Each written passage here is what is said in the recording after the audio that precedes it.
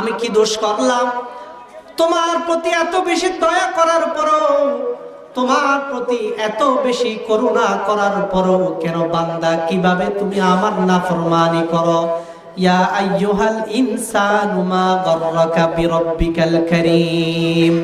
আল্লাহ মায়ার সুরে ডাক দিয়ে বলে, বান্দা, তোমার প্রতি যে রহম করুণা আমি আল্লাহ করেছি, পৃথিবীর কেউ তোমার প্রতি এই রহম করম, এই মায়া দয়া কেউ করে নাই। আমি তোমার জন্য সবসময় ফেরেশতা নিযুক্ত করে রেখেছি। তুমি যখন ঘুমাতে যাও তোমার জন্য ফেরেশতা নিযুক্ত করে রেখেছি। তোমার কানের ছিদ্র, তোমার নাকের ছিদ্র দিয়ে যদি পিপলিকা ঢুকে যায় তাহলে তুমি ঘুমাতে পারবে না। তোমার নাকের ছিদ্র দিয়ে যদি একটা পিঁপড়া ঢুকে যায় তুমি ঘুমাতে পারবে না। তোমার উপরে যদি আমার ফেরেশতারা যদি নিযুক্ত না থাকতো, এক কদম সামনে তুমি অগ্রসর হতে পারতে না। বান্দা, তোমার জন্য আমি স্পেশাল ফোর্সের ব্যবস্থা করেছি, স্পেশাল সিকিউরিটির ব্যবস্থা করেছি। এত কিছুর পরেও বান্দা কেমনে তুমি আমার নাফরমানি করো? বান্দা আমার রিজিক দান করে, আমার জমিনে আচরণ করে, আমার জমিনে চলাফেরা করে, আমার নিয়ামত ভোগ করে, আমার দেওয়া রিজিক ভক্ষণ করে, বান্দা কেমনে তুমি আমার নাফরমানি করো? আরে বান্দা, চোখটা বন্ধ করে একবারের জন্য চিন্তা করে দেখেন, আমাদের সকলের মৃত্যুবরণ করতে হবে। আমরা পৃথিবীতে কেউ বাঁচতে পারবো না, সকলের মরণ হবে। আসার একটা সিরিয়াল থাকলেও যাওয়ার কোনো সিরিয়াল নেই। অনেক ঘরে দেখা যায় বড় ভাই চলে গেছে, এখনো ছোট ভাই আছে, মেজো ভাই চলে গেল, ছোট ভাই আছে। আবার অনেক ঘরে দেখা যায় ছোট ভাই চলে গেল, বড় ভাই এখনো আছে। দাদা চলে গেল, নাতি আছে, আবার নাতি চলে গেল, দাদা এখনো পর্যন্ত বেঁচে আছে। আছে কি নাই? আসার সিরিয়াল থাকলো, যাওয়ার কোনো সিরিয়াল নাই। বান্দা, তুমি একবারের জন্য চিন্তা করো, আমাকে আপনাকে আল্লাহ যেই হায়াত দিয়েছেন এটা হলো ফ্রিজ থেকে বের করা একটি ছোট্ট বরফের টুকরার মতো। এই বরফের টুকরা যতক্ষণ পর্যন্ত ফ্রিজে থাকবে ততক্ষণ পর্যন্ত আপন অবস্থায় থাকবে। ফ্রিজ থেকে বের করার পরে যখন আমার হাতে নেব, 1 মিনিট, 2 মিনিট, 5 মিনিট যাওয়ার পরে গলতে গলতে গলতে এই বরফটা এক সময় নিচ্ছিন্ন হয়ে যায়। আমার আল্লাহ বলেন, বান্দা, দুনিয়াতে আসার পরে তোমার হায়াতের উদাহরণটা হলো এমন, ফ্রিজ থেকে বরফ বের করার মতো। বান্দা, তুমি মনে করতেছো যত বেশি তোমার সময় অতিবাহিত হচ্ছে, তুমি মনে করতেছো তুমি বড় হচ্ছ। তোমার বয়স যখন 5 বছর ছিল, তার থেকে যখন 10 বছরে আসছো তুমি ভাবতেছো তুমি বড় হলা। আমার আল্লাহ বলেন, না না বান্দা, তুমি বড় হচ্ছ না। তুমি যত বেশি বড় হচ্ছ, যেতে যেতে গলতে গলতে ওই বরফের টুকরার মতো এক সময় তোমার হায়াত শেষ হয়ে যাবে। তোমার নামে মাইকে এলান করা হবে, আব্দুল খালেক, আব্দুল মালেক নিজ বাসভবনে অথবা হাসপাতালে তিনি মৃত্যুবরণ করেছেন। ইদা জাআ আজালুহুম লা ইস্তাখিরুনা সাআতান ওয়া লা ইস্তাকদিমুন। আমার আল্লাহ বলেন, যখন তোমার মৃত্যুর সময় ঘনিয়ে আসবে তখন তোমার জন্য 1 সেকেন্ড আগেও 1 সেকেন্ড পরেও তোমাকে আর সময় সুযোগ দেওয়া হবে না। এজন্য আমার আল্লাহ বলেন, বান্দা, নিজেও জাহান্নামের আগুন থেকে বাঁচো, নিজেও জাহান্নামের আগুন থেকে রক্ষা করো নিজেকে, অধীনস্থ মানুষকেও জাহান্নামের আগুন থেকে বাঁচাও। আমার আল্লাহ বলেন, পৃথিবীর সমস্ত মানুষ যদি শুধু নিজে নিজে ইবাদত করে, যদি নিজের কপালকে নিজের কপালে দাগ করে ফেলে, সেজদা দিতে দিতে নিজের কপালে জট করে ফেললো, সাদকা করতে করতে, দান করতে করতে সব কিছু শেষ করে ফেললো, আমার আল্লাহ বলেন ইবাদত করতে করতে তুমি জীবনটা শেষ করে দিলা, কিন্তু বান্দা তোমার অধীনস্থ কিছু মানুষ পৃথিবীতে আছে যারা তোমাকে মুরব্বী মানে, যারা তোমাকে অভিভাবক হিসেবে মানে। তুমি কারো মামা, কারো কালা, তুমি কারো চাচা, কারো চাচি, তুমি কারো দাদা, কারো নানা, তুমি কারো দাদি, কারো নানি। তোমাকে মুরব্বী হিসেবে, তোমাকে অভিভাবক হিসেবে যারা তোমাকে সম্মান করে, ভক্তি করে, শ্রদ্ধা করে, ওই দাদা দাদি, নানা নানি, খালা খালু, মামু মামি, মামা, শোনো, তোমরা অভিভাবক হিসেবে আছো। হাসরের মাঠে তোমাদের অধীনস্থ মানুষগুলো যদি আল্লাহর নাফরমানি করে, তাহলে তারা তোমাদের নামে আল্লাহর আদালতে মামলা করবে। সেখান থেকে আল্লাহর আদালত থেকে রেহাই পাওয়ার কোনো সুযোগ থাকবে না। এজন্য বুখারী শরীফের 5200 নম্বর হাদিস, কুল্লুকুম রাইন ওয়া কুল্লুকুম মাসউলুন আন রাইয়াতিহি ওয়াল আমিরু রাইন ওয়ার রাজুলু রাইন আলা আহলি বাইতিহি ওয়াল আমিরু রাইন ওয়ার রাজুলু রাইন আলা আহলি বাইতিহি ওয়াল মারআতু রাইয়াতুন আলা বাইতি যাওজিহা وولده فكلكم راع وكلكم مسؤول عن رعيته।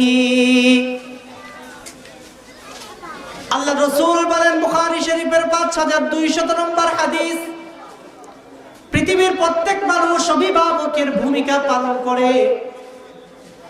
যে সমাজের নেতা হবে, সমাজের সরদার হবে, সভাপতি হবে, সেক্রেটারি হবে, সমাজের এই গুরু দায়িত্ব যাদের কাঁধে দেওয়া হয়েছে তারাও অভিভাবক সমাজের প্রত্যেকটা মানুষের জন্য।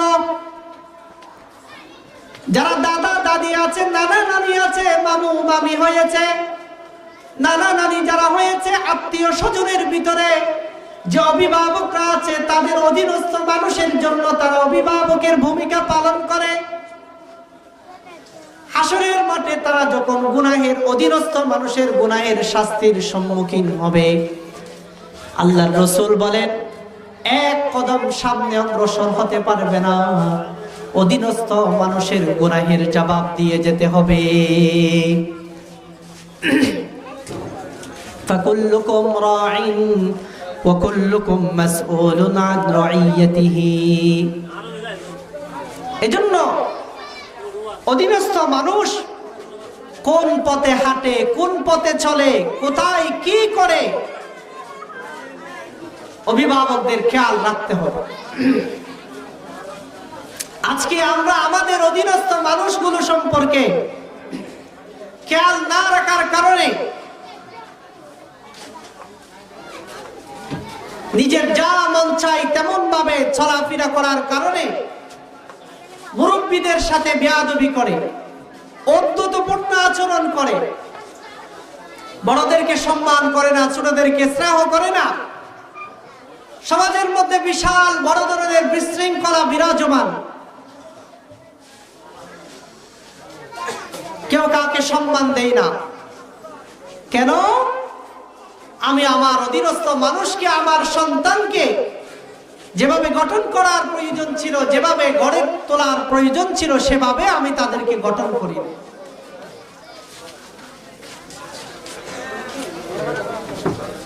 মার বাবা যারা হয়েছেন কিংবা সামনে যারা বিবাহ করবেন, অথবা যারা নিজ সন্তানকে সামনে বিবাহের ব্যবস্থা করাবেন, তাদের প্রতি আল্লাহর রাসূল বলে সন্তানের হক, সন্তান দুনিয়াতে আসার আগ থেকেই সন্তানের হক নিয়ে চিন্তা করতে হবে। বলে এটা কেমন কথা হুজুর? বুখারী শরীফের 5090 নম্বর হাদিস, আল্লাহ রাসূল দায়িত্ব দিয়েছেন সন্তানের হক আদায়ের জন্য। বলে পৃথিবীর মানুষ বিবাহ করে কয়েকটি গুণাবলী দেখে। পাত্রীর বংশীয় মর্যাদা কেমন, পাত্রীর অর্থ সম্পদ কেমন, পাত্রীর রূপ সৌন্দর্য কেমন, বলে এগুলা দেখে আমার উম্মতের ভিতরে তার সন্তানকে বিবাহ করার জন্য অভিভাবকরা তার নিজ সন্তানকে বিবাহ করানোর জন্য তাদের বৌমার এই বিষয়গুলোর প্রতি খেয়াল করে। আল্লাহ রাসূল বলেন ফাযফার বিযাতিদ দ্বীন, খবরদার তুমি যদি একজন সুশিক্ষিত হও, তোমার ঘরে শান্তি আসুক এটা যদি তুমি কামনা করো, তোমার ঘরটা জান্নাতি ঘর হোক এটা যদি তুমি চাও, তোমার পরিবারটা জান্নাতি পরিবার হোক এটা যদি তুমি চাও, তাহলে যেই মেয়েকে তুমি পাত্রী হিসেবে দেখতে চাও ওই মেয়ের রূপ, সৌন্দর্য, অর্থ, সম্পদ, ওই মেয়ের বংশীয় মর্যাদা না দেখে তুমি সর্বপ্রথম তার ভিতরে ধর্মীয় বিষয়কে প্রাধান্য দেওয়ার জন্য তার ভিতরে কি মন মানসিকতা রয়েছে সেটা আগেই দেখো। ফাযফার বিযাতিদ দ্বীন, তুমি আমাকে তাই দেখো। এই হাদিসের ব্যাখ্যায় হাদিসের সুপ্রসিদ্ধ কিতাব সুনানে ইবনে মাজার 1859 নম্বর হাদিস আল্লাহ রাসূল আরো স্পষ্ট করে বলেছেন, قال رسول الله صلى الله عليه وسلم لا تزوجوا النساء لحسنهن فعسى حسنهن أن يرضيهن ولا تزوجوهن لأموالهن فعسى أموالهن أن تطغيهن ولكن تزوجوهن على الدين ولا أمة خرماء سوداء ذات دين أفضل। আল্লাহ রাসূল বলেন, আমার উম্মতের নরনারী ভালো করে শুনো, তুমি কোন মেয়ের সম্পদ দেখে তাকে বিবাহ করতে যেও না, কোন মেয়ের সৌন্দর্য দেখে তাকে বিবাহ করতে যেও না, কোন মেয়ের রূপ চর্চা দেখে তাকে বিবাহ করতে যেও না, কোন মেয়ের বংশীয় মর্যাদা দেখে তাকে বিবাহ করতে প্রস্তুত হইও না। বলে কেন? আল্লাহ রাসূল বলেন, কুচ্ছিত চেহারার, কালো কুচ্ছিত চেহারার একটা বাদী দাসী, কুচ্ছিত চেহারার, যার ভিতরে কোনো রূপ সৌন্দর্য নাই, যার কোনো অর্থ সম্পদ নেই, যার কোনো বংশীয় মর্যাদা নেই, কিন্তু তার ভিতরে হযরতে বেলাল রাদিয়াল্লাহু তাআলা আনহুর মতো ব্যক্তিত্ব তার ভিতরে আছে, যার ভিতরে দ্বীনকে, ধর্মীয় বিষয়কে প্রাধান্য দেওয়ার গুরুত্ব যার ভিতরে আছে, যার ভিতরে পর্দা মেইনটেইন করার মন মানসিকতা যার ভিতরে আছে, এমন একজন দাসী, কালো কুচ্ছিত চেহারার একটা মেয়েকে যদি তুমি বিবাহ করো, তাহলে ওই মেয়েটা তোমার জন্য অধিক পরিমাণে লাভজনক হবে, অধিক পরিমাণে কল্যাণ বয়ে আনবে। ওই মেয়ে তোমার জন্য উত্তম শ্রেষ্ঠ হবে। ওই সমস্ত সম্পদশালী, রূপসী, রূপ সৌন্দর্যের মালিক, সম্পদশালী মহিলা যাদের ভিতরে ধর্মীয় বিষয়ের গুরুত্ব নেই, ওই সমস্ত মহিলার চেয়ে এই কালো বাদী দাসী যার ভিতরে ধর্মীয় গুরুত্ব রয়েছে তোমার জন্য অধিক শ্রেষ্ঠ হবে। কেন? একজন মেয়ে যদি তার রূপ সৌন্দর্য দেখে কেউ যদি বিবাহ করে, তো একটা সময় এসে তার রূপ সৌন্দর্য চলে যাবে, তখন তাকে আর ভালো লাগবে না। একটা মেয়ের অর্থ সম্পদ দেখে যদি তাকে বিবাহ করা হয়, একটা সময় হতে পারে তার সম্পদ নিমিষেই শেষ হয়ে যেতে পারে, তখন তাকে আর ভালো লাগবে না। বংশীয় মর্যাদা দেখে তাকে বিবাহ করা হয়েছে, হতে পারে একটা সময় তার বংশীয় মর্যাদা চলে যাবে, তখন তাকে ভালো লাগবে না। কিন্তু যেই মেয়েটার ভিতরে পর্দা মেইনটেইন করার মতো, শরীয়তের উপরে চলার মতো, ধর্মীয় বিষয়গুলো মেনে ধর্মীয় বিষয়কে প্রাধান্য দেওয়ার মন মানসিকতা নিয়ে যেই মেয়ে সামনে অগ্রসর হবে, চলাফেরা করবে, ওই মেয়ে কখনো স্বামীর মনে কষ্ট দিবে না। ওই মেয়ের মাধ্যমে কখনো তার শ্বশুর কষ্ট পাবে না, ওই মেয়ের মাধ্যমে কখনো তার শাশুড়ি কষ্ট পাবে না, ওই মেয়ের মাধ্যমে কখনো স্বামীর ভাই বোনরা যারা ঘরে আছে তারা কষ্ট পাবে না। কারণ তার ভিতরে যখন দ্বীন আছে, আল মুসলিমু মান সালিমাল মুসলিমুনা মিন লিসানিহি ওয়া ইয়াদিহি, সে মনে মনে বলবে আমি যদি প্রকৃত মুসলমান হয়ে থাকি তাহলে আমার কথাবার্তায়, আমার চাল চলনে, আমার আচার আচরণে কখনো কোনো ভাই কষ্ট পাইতে পারে না। কোন মানুষ আমার কারণে যদি কষ্ট পেয়ে থাকে তাহলে আল্লাহ রাসূলের ভাষ্য অনুযায়ী আমি প্রকৃত মুসলমান হতে পারি না। এজন্য সে কথা বলার সময় খুব চিন্তা ভাবনা করে কথা বলবে। আজকে আমাদের সমাজ ব্যবস্থা, শাশুড়ি মা যেমন তার বৌমাকে টাইট দিতে পারে তেমন ভাবে শাসনের লাঠি তার বৌমার উপরে উঠাইতে থাকে আর নামাই না। অন্যদিকে তার বৌমা নিজের স্বামীকে নিজের শাশুড়ির থেকে পৃথক করার জন্য যার পর্যায়ে চেষ্টা চালিয়ে যায়, ঠিক কিনা? আশা করি আপনাদের অত্র অঞ্চলে এই রূপগুলা নেই। এখানে যারা আছে সবগুলো ভালো মানুষ। এখানের বৌমারা এত ভালো, কখনো তারা তার শাশুড়ি মাকে কষ্ট দেয় না।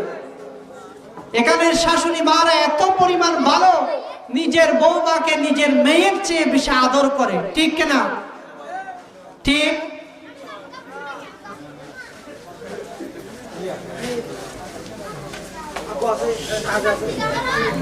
যদি এমনটা হতো,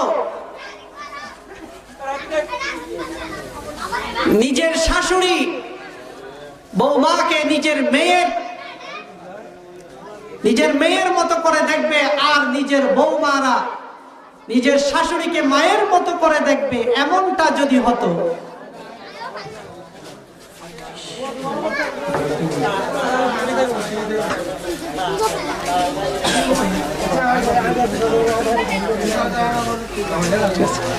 যদি এমনটা হতো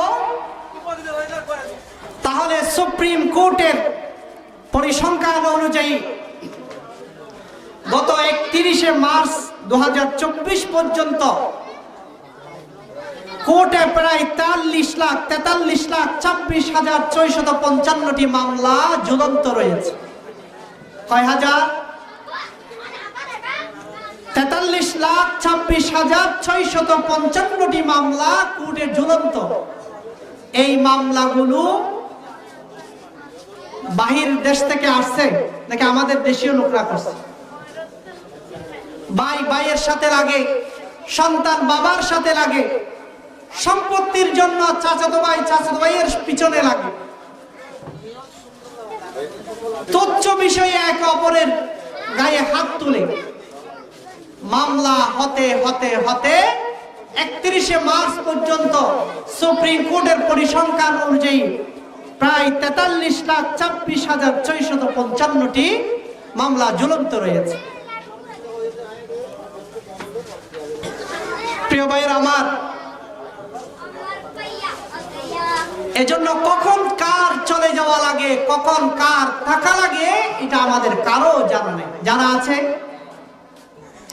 এখান থেকে সুস্থ অবস্থায় যে বাড়িতে ফিরতে পারবো এটার কোনো নিশ্চয়তা আছে? পৃথিবীর 195টি রাষ্ট্রের 801,98,76,179 জন মানুষের ভিতরে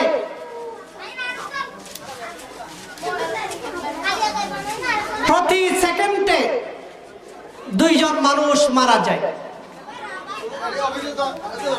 1 মিনিটে প্রায় 121 জন মানুষ মারা যায়। প্রতি মিনিটে 260 জন নবজাতক শিশু পৃথিবীতে আগমন ঘটে।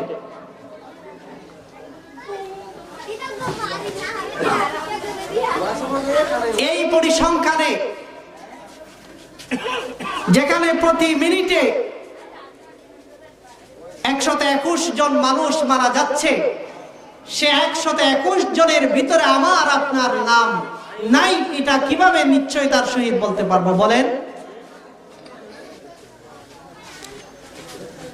কাজেই যার যখন চলে যাওয়ার প্রয়োজন, যার যখনই চলে যেতে হবে, আল্লাহ যখন ডাক দিবে, এখানে তাকার আর কোনো সুযোগ থাকবে না।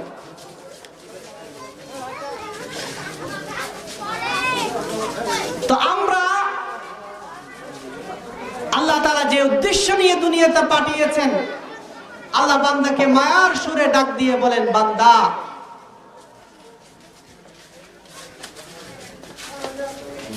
তোমার প্রতি এত দয়া, এত মায়া, এত করুণা তোমার প্রতি করার পরেও কেন বান্দা তুমি আমার সাথে নাফরমানি করো, আমার অবাধ্য হয়ে চলো, কেন তুমি আবার নাফরমানি করো? বান্দা ডাক দিয়ে, বান্দাকে আল্লাহ ডাক দিয়ে বলেন, ইয়া আইয়ুহাল ইনসান মা গররাকা বিরাব্বিকাল কারীম। এজন্য বখতিয়ার গুনাহ প্রত্যেক যুবক যুবতী, মাইকের আওয়াজ যতদূর শোনা যাচ্ছে, বৃদ্ধ বৃদ্ধা, যুবক যুবতী, সর্বশ্রেণীর মানুষ একথা ভালো করে খেয়াল রাখি, একথা ভালো করে শুনি। প্রতি মিনিটে 121 জন মানুষ মারা যাচ্ছে, 260 জন মানুষের জন্ম, নবজাতক শিশুর জন্ম ঘটে। 121 জনের ভিতরে মিনিটেই হয়তো আমার নামটা চলে আসতে পারে। রাস্তায় বের হলেই কত গাড়ির দুর্ঘটনায়, অ্যাক্সিডেন্টে কত মানুষ মারা যায়।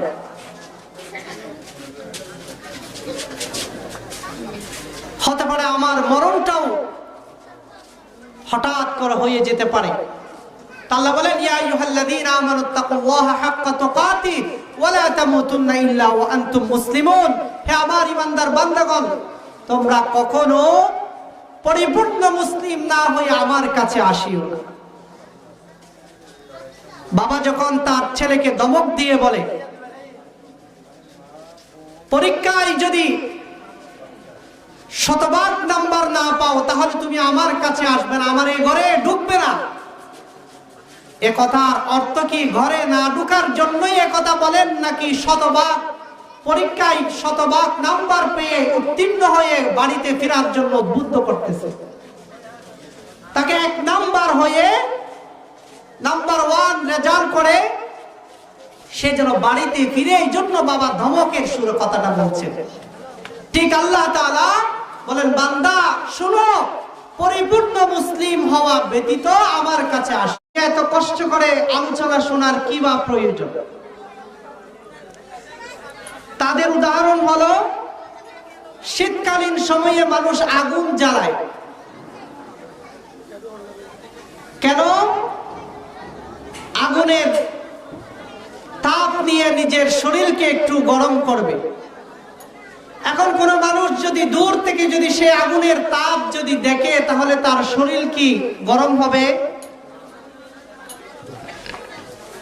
যতক্ষণ পর্যন্ত এই মানুষটা আগুনের কাছে যাবে না, আগুনের পাশে গিয়ে বসবে না, আগুনের তাপ যতক্ষণ পর্যন্ত নিবে না, ততক্ষণ পর্যন্ত তার শরীর গরম হবে না। ঠিক কিনা? ঠিক মাহফিল থেকে আলোচনা শুনে হেদায়েতের নিয়তে, আমলের নিয়তে, নিজের জীবনকে পরিবর্তন করার লক্ষ্যে বক্তার সামনে না বসে দূর থেকে কেউ যদি মাহফিলের আলোচনা শুনে উপকৃত হতে চায়, তার উদাহরণ ওই ব্যক্তির মতো যেই ব্যক্তি অনেক দূর থেকে আগুনের তাপ নিতে চায়, আগুনের কাছে যেতে চায়। আল্লাহ রাসূল বলছেন, আমার বান্দাদের ভিতরে যে ব্যক্তি কোরআন এবং হাদিসের আলোচনা শুনবে,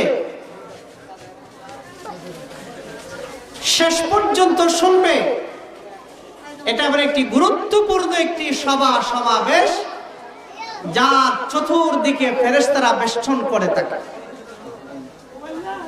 সংসদ ভবনে যখন সংসদ চলমান থাকে, চতুর্দিকে তাদের কিছু পাহারা রক্ষী থাকে, শত্রুরা যাতে কোনোভাবে আক্রমণ করতে না পারে। অথবা একজন যদি প্রাইম মিনিস্টার কোথাও আসে, তাহলে তার আশেপাশে, সামনে, পিছনে, ডানে বামে অনেকগুলো সিকিউরিটি তার চতুর্দিকে থাকে। তো আল্লাহর প্রিয় বান্দাদের জন্য যারা মাহফিলের আলোচনা শোনার জন্য আসছে, আল্লাহ তাআলা তাদের জন্য বিশেষ সিকিউরিটির ব্যবস্থা করেন। আল্লাহ বলেন, বান্দা তারা কি জান্নাত দেখছে? বলে আল্লাহ না, তো দেখে নাই। তারা কি জাহান্নাম দেখছে? না, তারা তো জাহান্নামও দেখে নাই। তারা কি আমাকে দেখছে? না, আপনাকেও দেখে নাই।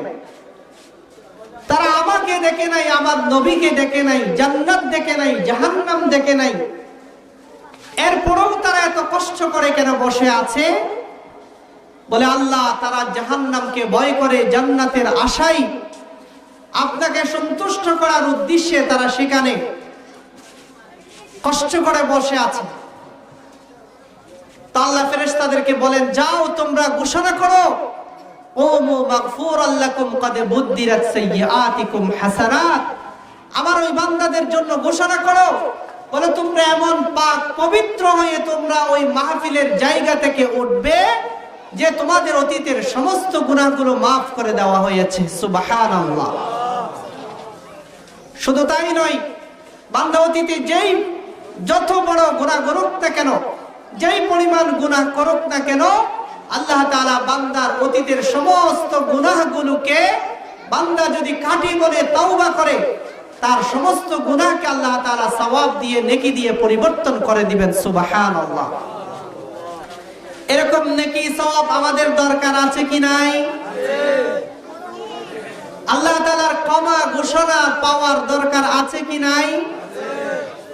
তাহলে এই ক্ষমা ঘোষণা এবং এই নেকি পাওয়ার জন্য মাহফিলের বাহিরে, রাস্তাঘাটে, দোকানপাটে যদি বসে থাকি, তাহলে এই সুসংবাদ গ্রহণ, এই সুসংবাদ কি পাওয়া যাবে? একটা আওয়াজ করে বলেন, পাওয়া যাবে? কাজেই যারা এখনো পর্যন্ত রাস্তায়, দোকানপাটে অযথা সময় নষ্ট করতেছেন, আমি এখনো মূল আলোচনায় যাইনি। মূল আলোচনা শুনে নিজের জীবনকে পরিবর্তন করার লক্ষ্যে, হেদায়েতের নিয়তে একটু কথা শুনে যদি আমলের নিয়তে যদি একটু পরিবর্তন হতে পারি, আল্লাহ তাআলা হয়তো এটার মাধ্যমে আমার জন্য জান্নাতে যাওয়া সহজ করে দিতে পারে। হতে পারে আগামীকাল আমার মরণ হয়ে যাবে, একটি মাহফিলের উসিলায় আল্লাহ তাআলা হয়তো আমার জন্য জান্নাত বরাদ্দ করবেন। সুবহানাল্লাহ। প্রিয় হাজিরিন, যে কথাটি বলছিলাম, আমরা যারা মা বাবা হয়েছি কিংবা মার বাবার সামনে হব, যুবক যুবতী, বৃদ্ধ বৃদ্ধা, সকলের জন্য এই আলোচনাটি শোনা খুবই প্রয়োজন। প্রথম কথা হলো, আল্লাহ তাআলা কোরআনে কারীমের 66 নং সূরা সূরাতুত তাহরীমের 6 নং আয়াত আল্লাহ তাআলা বলছেন, তোমরা নিজেও জাহান্নামের আগুন থেকে রক্ষা করো, নিজেকেও জাহান্নামের আগুন থেকে বাঁচাও, পরিবার পরিজনকেও জাহান্নামের আগুন থেকে বাঁচাও। জাহান্নামের আগুন কেমন?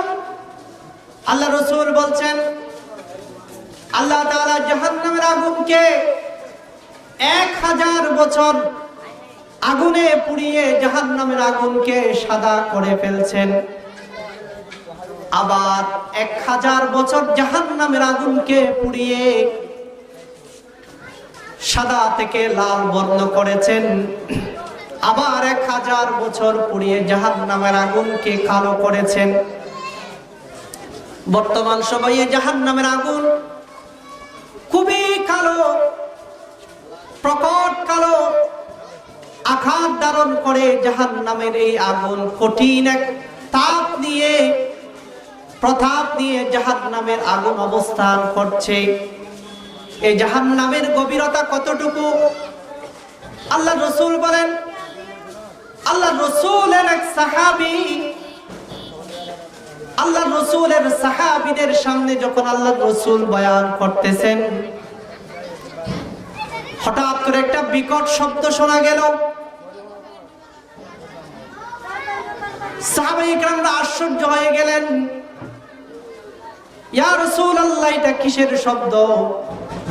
আল্লাহ রাসূল বলেন, যখন জাহান্নামকে সৃষ্টি করা হয়েছে তখন থেকেই জাহান্নামের উপরিভাগে একটি পাথর নিক্ষেপ করা হয়েছে। আজ এতদিন পরে জাহান্নামের অতল গহ্বরে এই পাথর পৌঁছে গিয়েছে, এই জন্য জাহান্নাম থেকে বিকট শব্দ শোনা গেছে। আল্লাহ রাসূল বলেন, আকাশের ঊর্ধ্বগমন থেকে, আকাশ থেকে যদি একটা পাথর পৃথিবীর দিকে ছুটে মারা হয়, সেই সকালবেলা যদি সুবহ সাদেকের সময় ওই পাথরকে নিক্ষেপ করা হয় দুনিয়ার দিকে, এই পৃথিবীতে সন্ধ্যাবেলায় সূর্যাস্ত যাওয়ার পূর্বে এই পাথর দুনিয়ার জমিনে এসে পৌঁছে যাবে। এত বিশাল দূরত্বের যদি 12 ঘন্টার ব্যবধানে যদি একটা পাথর আকাশের ঊর্ধ্বগমন থেকে যদি এই মাটির জমিনে চলে আসতে পারে, আল্লাহ রাসূল বলেন, আমার উম্মতের নরনারী চিন্তা করো ওই জাহান্নামের গভীরতা কেমন হতে পারে। জাহান্নাম সৃষ্টি করার সূচনা লগ্ন থেকে ওই পাথরকে নিক্ষেপ করা হয়েছিল। আমি নবীর যুগে ওই জাহান্নামের অতল গহ্বরে, আজকে এই পাথরটি জাহান্নামের অতল গহ্বরে পৌঁছে গেল। জাহান্নামীদের অবস্থান কেমন হবে? যারা জাহান্নামে যাবে তারা যখন পানি খাওয়ার জন্য পানি চাইবে, ওয়াসুকু মাআন হামিমা, তাদেরকে এমন গরম পানি দেওয়া হবে যেই গরম পানি খাওয়ার পরে নিজের পেটের নাড়ি বুড়ি সবগুলো পিছনের রাস্তা দিয়ে বের হয়ে যাবে। হাসরের মাঠ এমন একটা কঠিন অবস্থায় হবে, কঠিন এক বিভীষিকাময় পরিস্থিতিতে জাহান্নামের মানুষগুলো হাসরের মাঠে দাঁড়াবে। আম্মা জান আয়েশা রাদিয়াল্লাহু তাআলা আনহা জিজ্ঞাসা করেন, ইয়া রাসূলুল্লাহ, ইয়া হাবিবাল্লাহ, পৃথিবীতে এত লজ্জাবোধ করছি, এত লজ্জাবোধ করছি, কোন পর পুরুষের সামনে যাওয়া আমাদের জন্য খুব কষ্টকর হয়ে পড়ে। কোন মানুষের সামনে যাইতে পারি না, পৃথিবীতে কোন মানুষের সামনে যাইতে পারি না, লজ্জার কারণে পরপুরুষের সামনে যাইতে পারি না। হাসরের মাঠে উলঙ্গ অবস্থায় আল্লাহ আমাদেরকে দাঁড় করাবেন, তখন কি আমাদের লজ্জা লাগবে না? এ কথা বলার পরে আল্লাহর রাসূল বলেন, হে আমার প্রিয় সহধর্মিনী, শুনে রাখো, শুনে রাখো, হাসরের মাঠ এমন একটি কঠিন সময় হবে, হাসরের মাঠে এমন একটি কঠিন অবস্থা হবে, মা সন্তানকে চিনবে না, সন্তান মাকে চিনবে না, বাবা সন্তানকে চিনবে না, সন্তান বাবাকে চিনবে না। পৃথিবীতে মার চেয়ে সন্তানের আপন আর কেউ হতে পারে না, বাবার চেয়ে আপন আর কেউ হতে পারে না। এমন সুগভীর সুমধুর সম্পর্ক এই হাসরের মাঠে একজন আরেকজনকে চিনবে না। ইয়াউমা ইয়াফিরুল মারউ মিন আখিহি ওয়া উম্মিহি ওয়া আবিহি ওয়া সাহিবাতিহি ওয়া বানিহি। আল্লাহ রাসূল বলেন, আয়েশা শুনো, মানুষ এত বেশি চিন্তিত হবে, এত বেশি চিন্তিত হবে, কেউ কাকে চিনবে না, কেউ কাউকে চিনবে না। মা সন্তানকে দেখলে এক রাস্তায়, দেখলে অন্য রাস্তার দিকে পলায়ন করবে, বাবা সন্তানকে দেখলে এক রাস্তায়, দেখলে অন্য রাস্তার দিকে পলায়ন করবে, ভাই ভাইকে দেখলে এক রাস্তায়, দেখলে অন্য রাস্তার দিকে পলায়ন করবে। কেন? কেন? ইয়াউমা লা ইয়ানফাউ মালুন ওয়ালা বানুন ইল্লা মান আতাল্লাহা বিকলবিন সালিম ওয়া উযলিফাতিল জান্নাতু লিল মুত্তাকিন। মানুষ ওই দিনের চেয়ে অসহায় আর কোনোদিন হবে না, আর কোনোদিন হতে পারে না। শুধু ভয় করবে, শুধু ভয় করবে যদি আমার থেকে আমার মা, আমার বাবা, আমার ভাই যদি নেকি নিয়ে যায়, তাহলে আমি ওই চিরস্থায়ী জান্নাতে বড় অসহায় হয়ে যাব। এটা হলো হাসরের মাঠের অবস্থা। মানুষের মাথার মগজগুলি, এই মাথার মগজগুলি কারো নাকের ছিদ্র দিয়ে, কারো কানের ছিদ্র দিয়ে বাতের মাড়ের মতো গলতে থাকবে। কারো হাঁটু বরাবর, কারো কাঁধ বরাবর, কেউ বুক বরাবর নিজের অপরাধের কারণে ঘামের মধ্যে সাঁতার কাটতে থাকবে। সবাই ইয়া নাফসি ইয়া নাফসি বলে আত্মচিৎকার করতে থাকবে। সেদিন কেউ কাউকে চিনবে না, সেদিন কেউ কারো সহযোগী হবে না, সেদিন কেউ কারো সহযোগিতা করতে পারবে না। দুনিয়ার যত বন্ধন আছে, দুনিয়ার যত মায়া মমতা আছে, দুনিয়ার যত ভালোবাসা আছে, সব কিছু দুনিয়াতে শেষ হয়ে যাবে। পরকালীন জীবনে কেউ কারো আপন হবে না। সবাই চোখটা বন্ধ করে একবারের জন্য চিন্তা করেন, সবাই চোখটা বন্ধ করে একবারের জন্য চিন্তা করেন, আমি যদি আজকে রাত্রে মারা যাই, আমাদের হুজুর যদি মসজিদে আমার নামে যদি মাইকে এলান করে, অমুক আব্দুর রহমান আব্দুল খালেক আজ রাত 12টার সময় নিজ বাসভবনে ইন্তেকাল করেছেন, একথা যদি আমার নামে যদি ঘোষণা করা হয়, তাহলে কালকে সকালে, কালকে ফজরের সময় আমাকে ঘরের ভিতরে আমার পরিবারের কেউ আমাকে জায়গা দিবে না। কঠিন এক বাস্তবতা। যাদের জন্য দুনিয়ার মধ্যে নিজের জীবন, নিজের যৌবন, নিজের অর্থ, নিজের সম্পদ সবকিছু বিসর্জন করে দিলাম, সবকিছু ত্যাগ করে দিলাম, আমি যাদের জন্য বিটা বাড়ি ঘর সবকিছুর ব্যবস্থা করে গিয়েছিলাম, যাদের জন্য দামি গাড়ি দামি বাড়ির ব্যবস্থা করে গিয়েছিলাম, মৃত্যুর পরে তারা আমাকে ভুলে যাবে, তারা আমার কথা স্মরণ করবে না। আজকে আমি আমার দাদার দেওয়া জায়গায় আমি বসবাস করতেছি, আমার বাপের দেওয়া বাড়িতে আমি বসবাস করতেছি, আমার বাবার দেওয়া সম্পত্তি বুক করে আমি দুনিয়ার মধ্যে বাহাদুরি দেখাই। আমার বাবাকে আমি ভুলে গেছি, আমার দাদাকে আমি ভুলে গেছি। পৃথিবীর কোন প্রজন্ম তার দাদার বাবার নাম পর্যন্ত মনে রাখতে চাই না। এখানে যদি জিজ্ঞাসা করি, কোন যুবক বলতে পারবে না তার দাদার নাম কি ছিল, কিংবা তার দাদার বাবার নাম কি ছিল। বেশির থেকে বেশি দাদার নাম বলতে পারে। এটা হলো কঠিন বাস্তবতা। যাদের জন্য আজকে আমি সব কিছু বিসর্জন করে গেলাম, যাদের জন্য জীবন যৌবন ত্যাগ করে দিলাম, কিন্তু নিজের জন্য কি করলাম?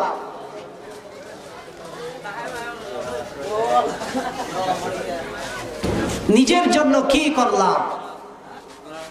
বড় আফসোসের বিষয়। নিজের জন্য কি করলাম? সব তো পরের জন্য করে গেলাম, নিজের জন্য কি করলাম? এই জন্য আল্লাহ বলেন, কু আনফুসাকুম ওয়া আহলিকুম নারা, কু আনফুসাকুম ওয়া আহলিকুম নারা। হে আমার বান্দা বান্দীগণ, বড় আদরের সুরে, বড় মায়ার সুরে আল্লাহ ডাক দিয়ে বলেন, আল্লাহ তাআলার কাছে বান্দার চেয়ে আপনার কেউ নেই।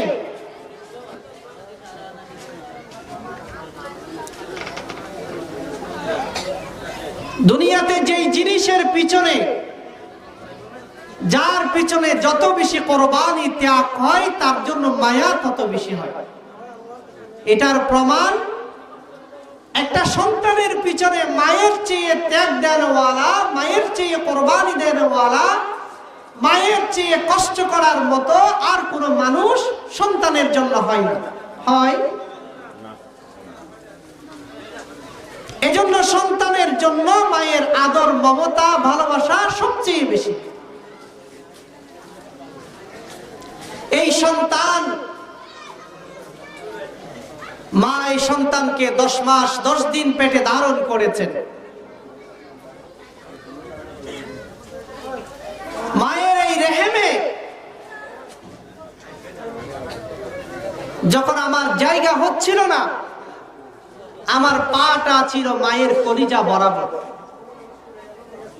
যখন আমার সময় 5-6 মাস 7 মাস হচ্ছে, সময় যত বেশি বাড়তেছে, আমি বারবার মায়ের কলিজাতে লাথি মেরে মেরে আঘাত করতেছি। কত হাজার বার মায়ের কলিজায় লাথি মেরে আঘাত করেছি, তার কোনো সীমানা নেই।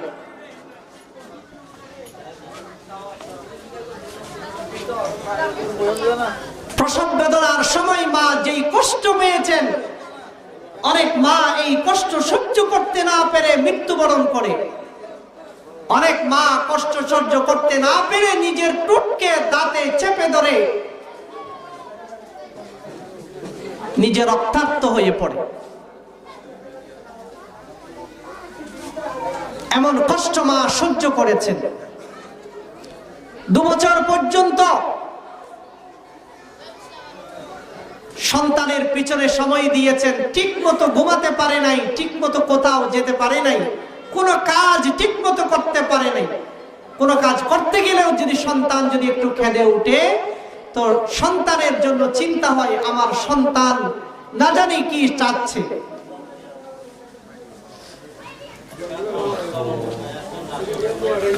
সন্তান যখন প্রচন্ড শীতের সময় মা কষ্ট করে ডান পাশে রাখে, সন্তান পেশাব করে দিয়ে পরিষ্কার করে আবার সন্তান বাম পাশে রাখে। বাম পাশে যখন আবার পেশাব করে দেয়, পরিষ্কার পরিচ্ছন্ন করে মা নিজের বুকের উপরে রাখে। মায়ের বুকে আবার পেশাব করে দেওয়ার পরে পরিষ্কার পরিচ্ছন্ন করে আবার সন্তানকে আবার পরিষ্কার করে আরেকটা জায়গায় রাখে। 1 বার নয়, 2 বার নয়, 3 বার নয়, প্রতিদিন রাতে সন্তান মাকে ঠিক মতো ঘুমাতে দেয় না।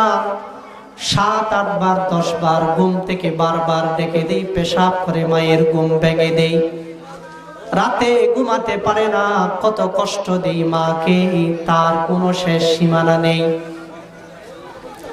2 বছর পর্যন্ত মেয়ে তৈরি করে সন্তানের, যতদিন পর্যন্ত সন্তান নিজে খাইতে পারে না, সন্তান যতদিন পর্যন্ত নিজের কাপড় নিজে ধুইতে পারে না, যতদিন পর্যন্ত নিজ স্বনির্ভর হয় না, ততদিন পর্যন্ত সন্তানের পিছনে যেই মায়া, যেই কোরবানি মা দেই, এই ত্যাগ কোরবানির চেয়ে অন্য কোনো ত্যাগ হতে পারে না। এই জন্য সন্তানের জন্য মায়ের ভালোবাসা আদরের চেয়ে আর কোনো আপন ভালোবাসা হয় না। আমার আল্লাহ বলেন, ও আমার বান্দা, তোমার প্রতি তোমার মায়ের মনে ভালোবাসা সৃষ্টি করে দিয়েছি কে? বড় করে বলেন, আল্লাহ। আমার বান্দা, তুমি যখন রাত্রে পেশাব করে দিয়েছো, তোমার কষ্ট হচ্ছে, মা জানে না, তুমি কান্না করে দিয়েছো, আমি মায়ের মনে জানিয়ে দিলাম। মা এসে সাথে সাথে সন্তানের কাপড় পরিষ্কার করে দিল। তোমার যখন ক্ষুধার যন্ত্রণা হলো, তুমি কান্না করে দিলা, আমি আমার বান্দি তোমার মায়ের মনে তোমার প্রতি টান সৃষ্টি করে দিলাম। মুখ দিয়ে কিছু বলার শক্তি তোমার ছিল না, শুধু তোমার একটাই ভাষা ছিল, কান্না করা, কান্না করা, কান্না করা। কান্না ছাড়া তোমার কোনো ভাষা ছিল না। ওই ভাষা বোঝার যোগ্যতা আমি বান্দা তোমার মাকে দিয়েছি।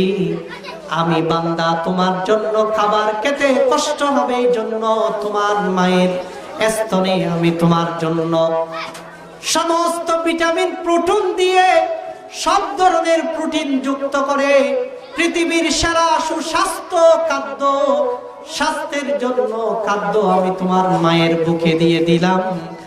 তোমার খেতে কষ্ট হবে, এই জন্য তোমার মায়ের এই স্তনে 1টা 2টা নয়, 32টা ছিদ্র আমি তোমার মায়ের স্তনে করে দিয়েছিলাম। এ বান্দা তোমার কি মনে হয় না আমি আল্লাহ তোমার জন্য যেই পরিমাণ করুণা রহম দয়া করেছি? মায়ের পেটে যখন ছিলা তুমি কোনোদিন আমার কাছে অ্যাপ্লিকেশন করো নাই, কোনোদিন দরখাস্ত করে নাই। তোমার সমস্ত অঙ্গ প্রত্যঙ্গ সবগুলো সুস্থভাবে আমি মায়ের পেটে দান করেছি। আমি চাইলে তোমাকে মায়ের পেট থেকে বিদায় দিয়ে দিতে পারতাম, অথবা দুনিয়াতে আসার সময় তোমাকে বিদায় দিয়ে দিতে পারতাম। আমি বান্দা তোমার জন্য তা করিনি। আমি বান্দা তোমার জন্য কষ্ট করে দাপে দাপে তোমাকে বড় করেছি, লালন পালন করেছি। আমি তোমার রব, আমি তোমার লালন পালন কর্তা। বান্দা কেন আমাকে বলে গিয়ে